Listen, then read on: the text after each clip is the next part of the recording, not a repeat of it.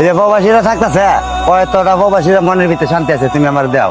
হয়তো বা এই মুখ টেনশন, হয়তো বা এই মুখ টেনশন, হ্যাঁ 14টা ঘন্টা এলে খালি ফেরার বেলায়, হ্যাঁ ফেরার বেলায় হ্যাঁ কাম স্বর্ণ, হ্যাঁ কাম গাড়ি, হ্যাঁ কাম নারী, হ্যাঁ কাম বাড়ি, আর হ্যাঁ মরুক না বাসক এইটার কোনো চিন্তা হই না।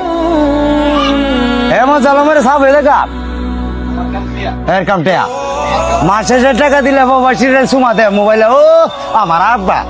আর টাকা না দিলে ককি হ্যাঁ মাগিবাজি করছে না, মদ খা জোয়া খেল না, টাকা যা খুঁজ মানে 2 মাস যে অসুখ বেরোলেছে এটা তো কেউ দেখতেছে না, কেউ বিশ্বাস করতেছে না যে দিনটা খিয়ালে যাইতেছে। হ্যাঁ মাসে যে তুমি মরে যাবো আর টাকা ঢুকতে হইব ব্যাংক, বুঝছো? তারা ভালো ভালো শাড়ি কিনতে হইব, আর বইনের জামার বেতি এটা দিব, আর এইটা দিব। মানে প্রবাসী কি ভালো আছে না খারাপ আছে এটা জিগাবার টাইমই নাই। তুমি 10 বছর 8 বছর বিদেশ, 9 বছর 20 বছর করে আইছো, আয়া যা পরিবারে যাই লঞ্চনা যা কামাই আছে সব হেরার প্রতি ডাইলা দিচ্ছ, বাইতেছে বদা তোমার ওজোরাটা ছাড়া কিছুই নাই। তখন তুমি ফ্যামিলির থেকে কইতেছ আমার প্রেমিকা কইরা যাচ্ছে একটা, নাহলে আমি শুনলাম কেমনে।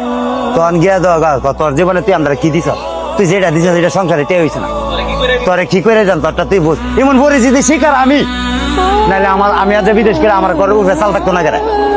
হ্যাঁ তুমি আর বুঝ দাও, নাহলে আমার টাকা